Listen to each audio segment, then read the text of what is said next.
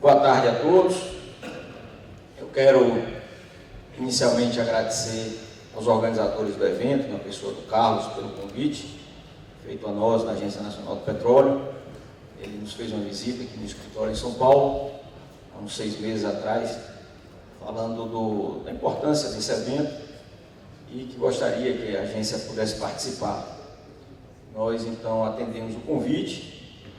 Vai haver 2 palestras aqui da Agência Nacional do Petróleo, uma é essa, sobre o trabalho em si da fiscalização, e uma outra sobre a área de abastecimento, respeito aos aspectos de autorização e normatização do setor. Mas, além de nós, temos também outros grupos de técnicos aqui da ANP. Temos especialista em regulação, que é o Ari, temos o Sérgio também que está aqui participando, temos mais 2 do Rio de Janeiro. São 4 especialistas, portanto, que nos acompanham aqui nesse evento e estarão aqui à disposição para trocar ideias com vocês sobre o nosso trabalho e sobre as perspectivas de eventuais ajustes e aperfeiçoamento que possa ser necessário para que esse setor continue a ser um setor forte, um setor dinâmico, como é o setor de lubrificantes no Brasil.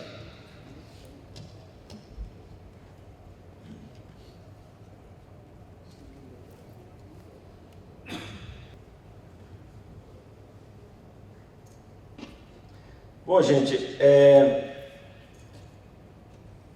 de uma maneira breve aqui, a Agência Nacional do Petróleo, Gás Natural e Biocombustível é uma instituição relativamente jovem, né? Foi criada de 98 para cá e com um perfil também moderno e que tem um desafio gigantesco, que é atuar na área de regulação das autorizações e fiscalização da gigantesca cadeia de petróleo, né, dos biocombustíveis no nosso país.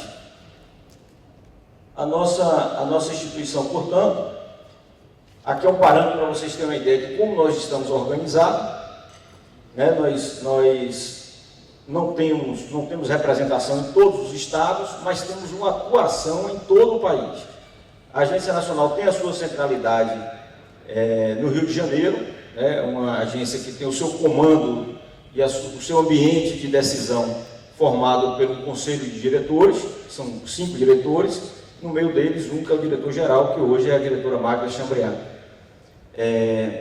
A despeito de termos a centralidade no Rio de Janeiro, a centralidade decisória e as principais áreas técnicas também organizadas no Rio de Janeiro, nós temos o escritório sede em Brasília, que é o escritório que tem uma atuação forte na área de representação institucional, né? E tem uma interação muito intensa com a estrutura central do Rio de Janeiro.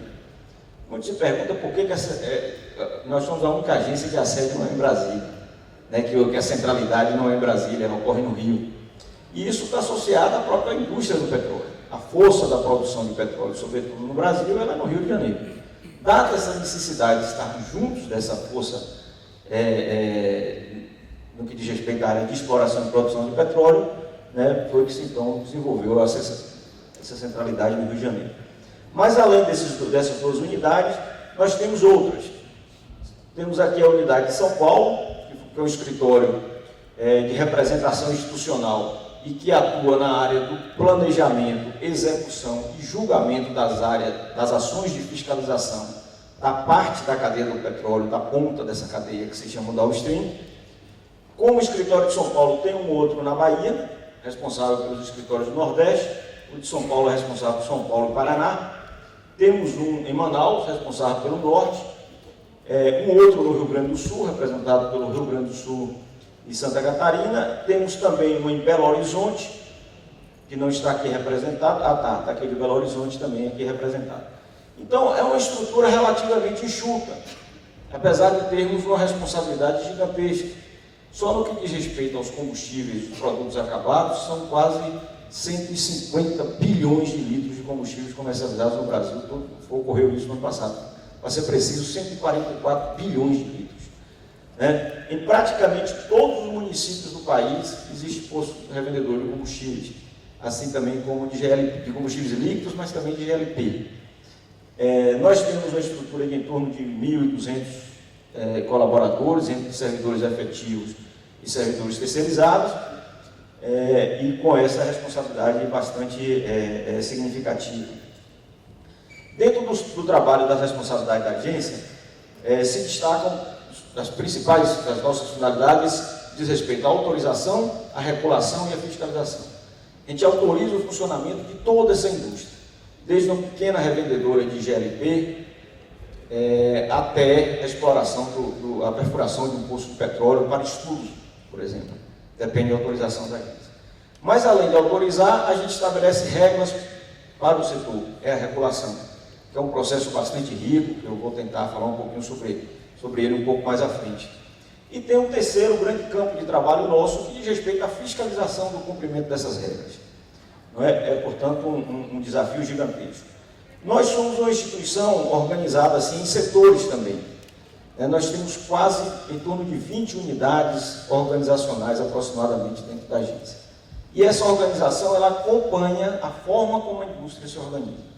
Então temos a superintendência de definição de blocos, é o pessoal que cuida da área de estudos sísmicos, autorização para exploração. Superintendência de refino, é a turma que cuida da área do refino. Coordenação de segurança operacional, essa atua em diversas áreas, atenta ao problema da segurança operacional. Então é uma instituição que se organiza muito em função do seu perfil técnico, da forma como a indústria está organizada, mas que muitas áreas têm interface uma com a outra. E os escritórios regionais, apesar de ter um foco no downstream, mas eles jogam um papel importante do ponto de vista institucional, que é exatamente fazer essa transversalidade.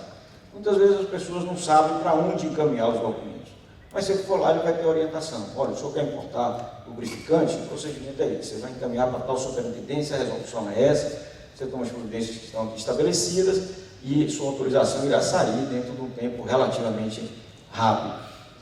Então, nós, na área específica que nós atuamos, que é na área da fiscalização, da parte do downstream, nós temos representação em todas essas regionais que eu disse aqui a vocês. Temos o escritório central no Rio, temos em Brasília, mas também temos no Amazonas, temos na Bahia, temos no Rio Grande do Sul, temos em Minas Gerais. E por que a gente tem essa, talvez seja a maior estrutura do ponto de vista quantitativo da Agência Nacional do Petróleo, seja a parte da fiscalização do downstream. E por que é assim? É assim porque, na verdade, é nessa área que o produto chega ao consumidor. E a gente precisa dar garantia à sociedade de que esse produto está chegando ao consumidor, de fato, chegando com qualidade e com razoabilidade nos preços, que são também outros 3 objetivos que a agência tem que atuar com esses 3 objetivos. Essa é toda a cadeia que envolve a indústria de petróleo, de uma maneira sistemática, está aqui representada, e a nossa fiscalização, então, ela abrange todo esse círculo aqui que está representado. Então, uma parte dos importadores a gente fiscaliza, produtor de etanol, de biodiesel, de lubrificantes, distribuidores de combustíveis líquidos, GLP, solvente, asfalto, também revendedor de combustíveis líquidos, GLP, TRR, e também consumidor. Não todos os consumidores, mas os grandes consumidores, que são aqueles consumidores que compram combustível no atacado, eles têm que respeitar. Existe uma regra, que é a regra dos PAs, que precisa ser cumprida e dessa maneira atender determinados requisitos. Esse consumidor que pode comprar na distribuidora, esse mecanismo foi estabelecido dentro dessa cadeia para dar oportunidade àquele que atua, que é grande consumidor de combustível, tenha preços mais razoáveis e consiga, portanto, prestar também serviços a preços mais razoáveis. Então, uma grande construtora, uma grande mineradora, ela compra o combustível direto na distribuidora, tá certo? E é também fiscalizada por nós. Ela tem que ter tancagem, na tancagem tem que atender as normas de meio ambiente, tem que atender as normas de segurança operacional e por aí segue. O trabalho nosso de fiscalização, dessa parte aqui que eu disse a vocês, particularmente de toda a agência, mas também aqui em São Paulo, ele também não, muitas vezes a pessoa, eu vi a entrevista hoje de manhã aqui do doutor Galão, e ele passou a impressão seguinte: estamos processando aqui o IBAMA porque tinha a obrigação de fiscalizar, não fiscalizou. A fiscalização é sempre um certo desafio a gente entender exatamente como é que isso funciona. Do ponto de vista do mercado, a primeira preocupação que se tem é: será que esse fiscal está me perseguindo? Será que ele veio aqui por quê mesmo? Porque é meu inimigo, alguém que não gosta de mim, tem alguma relação política, alguma conveniência de deformação na conduta, por que esse cabra resolveu me fiscalizar? Não é bem assim, né? Primeiro, a fiscalização, ela não é universal. Não existe nenhuma área, em lugar nenhum do mundo, que se fiscaliza tudo e todos. Não existe isso. A Constituição brasileira é clara, todo mundo tem o direito de trabalhar e a presunção é da boa-fé. A fiscalização ela é um ato coercitivo, repressivo, que resulta quase sempre, né, de ter esse número quantificado, no nosso caso específico aqui, mais ou menos 20% das nossas ações resultam em penalidades objetivas, algumas com processos criminais. Então, ela não se dá de maneira abstrata, universal. Ela decorre de um fato objetivo. Tem que ter necessariamente a motivação. Eu só posso fiscalizar o Geraldo, que é produtor ali, por exemplo, se eu tiver uma motivação para ir lá. Essa motivação pode estar relacionada aos estudos nossos, de bancos de dados e eventuais indícios de anormalidades que a gente percebe nos bancos de dados nossos, pode estar associado à denúncia de alguém, né, do Ministério Público, por exemplo, o concorrente, por exemplo, que é muito comum também, consumidor também, que observa irregularidades, então a gente considera a denúncia. Além da denúncia, o estudo de bancos de dados nossos, a relevância do mercado. Também não dá para imaginar o processo de eventual anormalidade, comparar um pequeno produtor com um grande. Uma distribuidora comercializa 1 milhão de litros com outra que comercializa 100 milhões de litros. Então, quanto maior a relevância econômica que tem aquela atividade econômica, havendo dano, o dano será maior. Por isso, a fiscalização também tem que atentar para isso. Então, nós temos um critério de impessoalidade, um estudo de inteligência para orientar a nossa fiscalização. E isso tem que estar formalizado no documento que determina que o fiscal vá lá. Não é o fiscal que escolhe aonde vai. Ele recebe uma ordem de missão formal, onde a motivação também é descrita, de maneira clara e objetiva, para que ele cumpra, então, a missão dele de verificar a irregularidade decorrente daquele indício, daquela motivação que nós constatamos e que registrou nesse processo. Então, voltando à situação que nós abordamos aqui no início, da fala do Dr. Galão, no fundo, nós temos um aparato bastante razoável de fiscalização, mas a presunção de todos é que todo mundo trabalha sem necessariamente precisar de fiscal no pé. Volta e meia, ainda ontem, numa entrevista, eles perguntaram, mas vocês têm estrutura para atender todo esse mercado gigantesco? Eu costumo dizer que sim, porque a nossa estrutura era para atender essas anormalidades. E a maioria das pessoas trabalham corretamente. Quem trabalha de maneira irregular é uma minoria.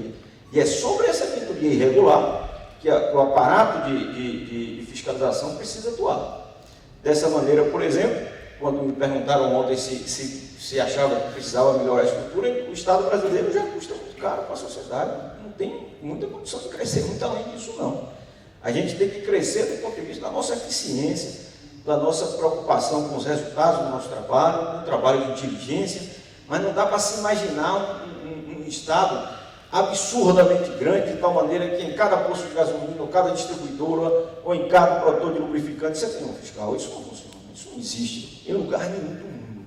A fiscalização, então, ela é motivada, ela decorre de indício objetivo, ela tem um foco, que é a irregularidade constatada no trabalho prévio do planejamento.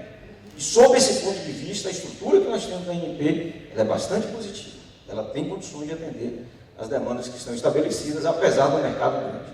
Não é? Bom, aqui são os vetores de inteligência que nós usamos, que eu disse a vocês aqui. Nós temos um programa, que muitos de vocês aqui devem conhecer, que é o programa de monitoramento de qualidade de combustíveis e o programa de monitoramento de lubrificantes, que são estudos prévios, pesquisas que a gente faz. Não é um trabalho de fiscalização, mas é um trabalho de estudo sobre a qualidade dos produtos que são comercializados no país. No caso dos combustíveis, gente, nós coletamos por ano mais de 200 mil amostras de combustíveis no país afora. Estados assim como São Paulo está dividido em quase 40 regionais.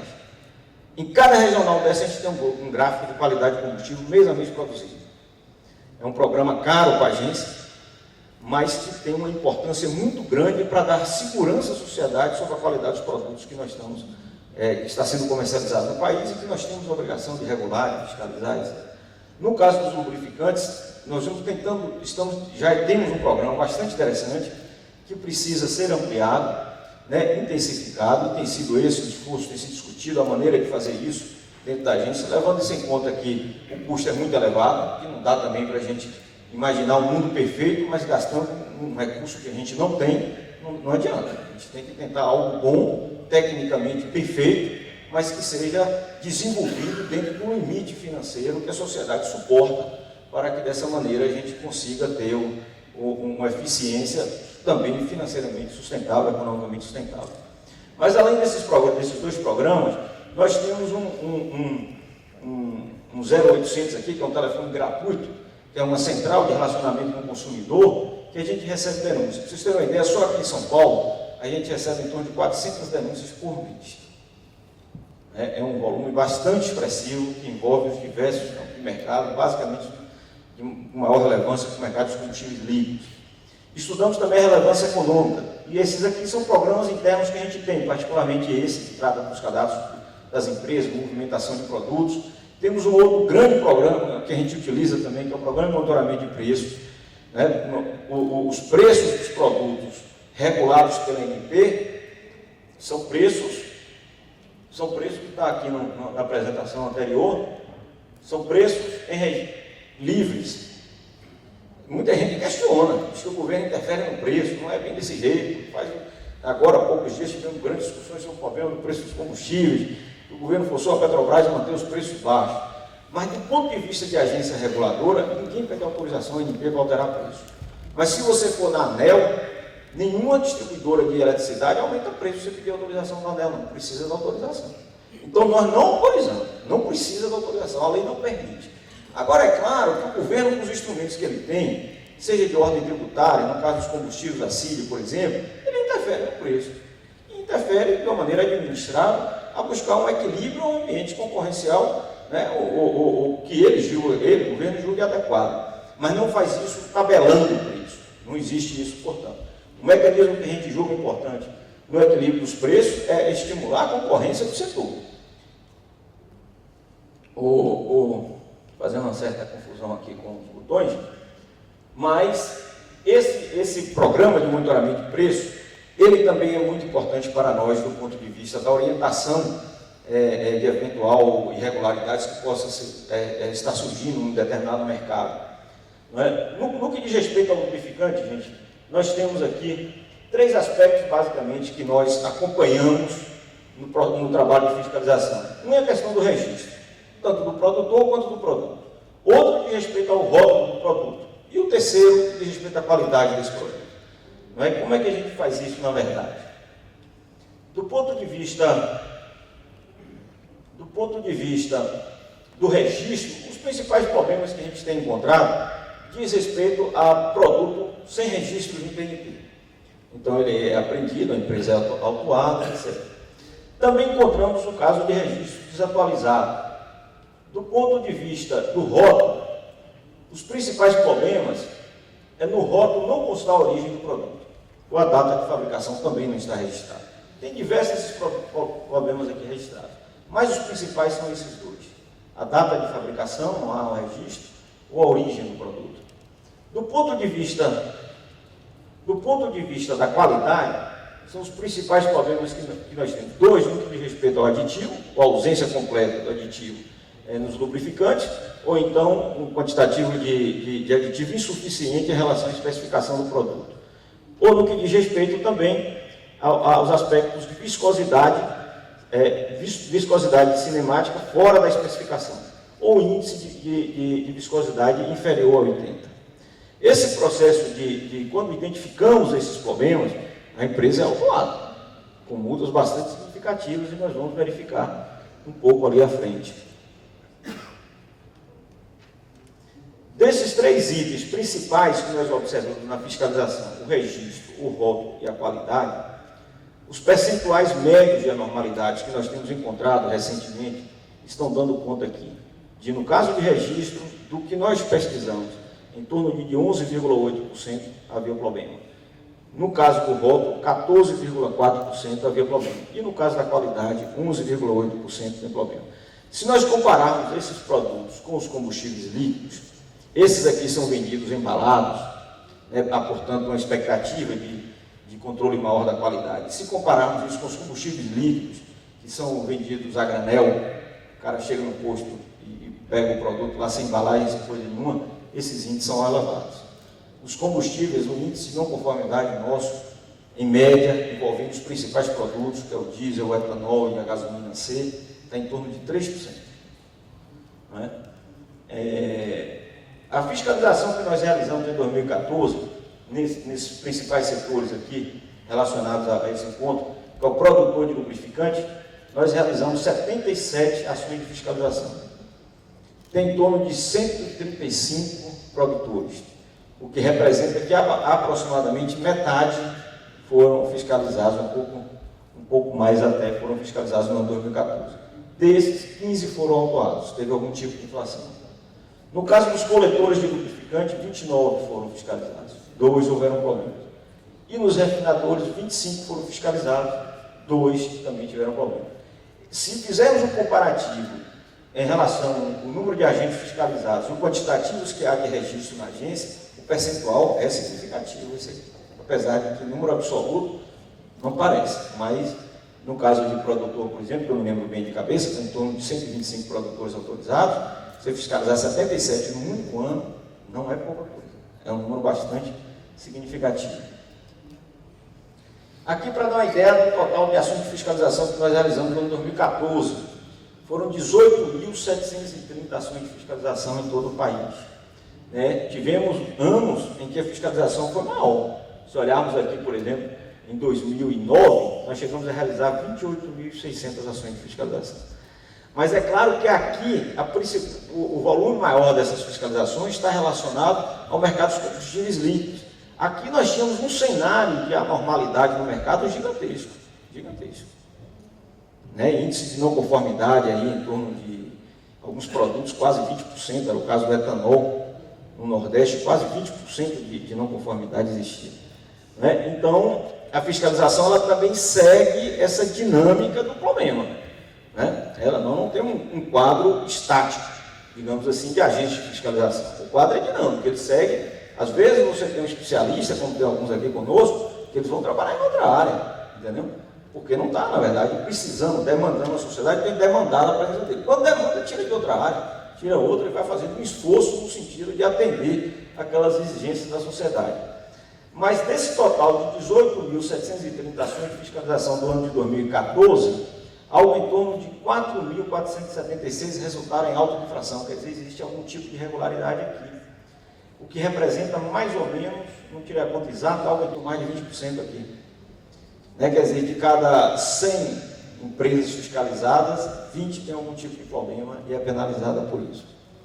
Né? Aqui é o índice de interdição, apreensão, a depender do problema de produto. Nós temos um mapa onde como distribui isso, o maior volume de trabalho nosso é na região sudeste, né, com 7.420. Isso depende, é distribuído em função também da relevância econômica de cada uma dessas regiões. As regiões onde tem um volume de produto maior, se comercializa mais, naturalmente a gente dá mais atenção também em relação a isso. De uma maneira discriminada, como ocorreu essas fiscalizações por regiões no país, né? Você percebe aqui em São Paulo, por exemplo, de todo aquele total de fiscalização, 52% ocorreu em São Paulo. E das fiscalizações também que resultaram em autuação, 54% ocorreu em São Paulo. Isso demonstra o tamanho, a relevância do mercado de São Paulo, né, frente ao restante do país. Aqui são, descrevendo quais são os principais problemas, que eu já me referi de maneira genérica anteriormente. Nós temos aqui um quadro descritivo, onde demonstra também uma situação que às vezes as pessoas subestimam, né, o quantitativo de regras e a força do Estado perante a eventuais irregularidades que possam existir. Mas, no caso de combustível, as normas indicam penas pesadas. São penas pesadas. Literalmente, no caso do combustível, prevalece aquele ditado, o braço do Estado é pesado, e é mesmo. Então, você pega um problema de qualidade, que muitas vezes não quer dizer má fé, mas a multa mínima é de R$20 mil e pode chegar a R$5 milhões. É gigantesco. No caso de informações ao consumidor, como é o caso de data de validade, por exemplo, no mínimo 5 mil reais, mas pode chegar a 50 mil reais. E essa variação ela se dá em função do dano eventual que possa ter causado ao consumidor, se dá em função de reincidência, por exemplo, certo? Mas é uma força muito grande. A agência, inclusive, tem discutido, junto ao Ministério de Minas e Energia e ao Congresso Nacional, a necessidade de rever essa lei, que é a lei das penalidades. É ter no fundo, talvez essa seja a única norma legal, digamos assim, definida pelo próprio Congresso, onde ela fixa as penas máximas mínimas. Na maioria das instituições administrativas, a própria instituição é que arbitra, que organiza essas multas. Inclusive porque o tempo varia, precisa muitas vezes alterar em função de realidades novas, de situações econômicas e desvalorizações financeiras, etc. Mas no caso da ANP, essas normas são definidas pelo Congresso Nacional. E a gente tem pleiteado ao Congresso alterar isso. Diminuir um pouco o limite mínimo e talvez aumentar o máximo. 55 milhões, a máxima que nós temos, que não está aqui, é de 50 milhões de reais. Uma empresa, por exemplo, como a Chevron, com aquele vazamento que houve, problemas graves na área de segurança operacional, a gente não poderia penalizar mais. E a multa de 50 milhões para ele não é grande coisa. Mas se você der 20 mil reais aqui para um pequeno produtor, pode inviabilizar a empresa dele. Então há necessidade de escalonar melhor isso. Só que isso é tarefa do Congresso Nacional, a gente tem levantado essas preocupações junto ao Ministério e ao próprio Congresso. Essa lâmina, meus amigos, ela representa também um aspecto importante do processo de fiscalização. Quase sempre as pessoas pensam na fiscalização no ato em si, do fiscal e a empresa em verificar a situação. Mas aquilo, na verdade, é uma parte apenas. Sem dúvida, uma parte de grande relevância, porque é na ida presencial, física, do técnico nosso na empresa, que se comprova e se registra as irregularidades de uma maneira adequada. Mas antes desse trabalho tem um planejamento, que identificou o indício de irregularidade ali e constituiu a ordem de serviço, a ordem de missão para ele ir lá. E depois disso tem um outro grande trabalho, que é o processo administrativo, em que você tem um rito específico, ele precisa ser constituído, levando em consideração o contraditório, as defesas, e depois tem a penalização. Então a fiscalização ela só ganha efetividade quando a multa é estabelecida e cobrada. Nós tivemos no passado muitos problemas com relação a isso. Fiscalizavam e os processos não andavam. Diversos caducaram. Caducaram é uma expressão que diz enfim, é prescrito. Passou-se o tempo, venceu-se o prazo e não se levou a efeito o que se inicialmente deveria ter sido feito. Hoje isso não ocorre mais. Já de algum tempo não ocorre na agência. Então hoje a gente tem um prazo entre o que se planeja, executa, abre-se o processo, conclui o processo, julga-se o processo administrativo, arbitra-se a multa, cobra-se a multa, algo em torno de 6 meses. De 6 meses. Qual a importância disso? É a fiscalização ser efetiva, acabar o sentimento de impunidade. Isso não existe hoje mais dentro da agência. A pessoa hoje sabe que é multada e que vai receber a multa mesmo. E se ele não pagar, vai para o carinho. Vira uma confusão depois. Então, é um processo que tem efetividade, é um processo que tem agilidade. Gente, eram essas considerações iniciais. Nós discutimos a possibilidade aqui de Aurélio fazer, o superintendente de abastecimento, a fala dele, e depois a gente abrir de maneira conjunta as discussões aí, perguntas sobre o assunto. Pode ser? Obrigado.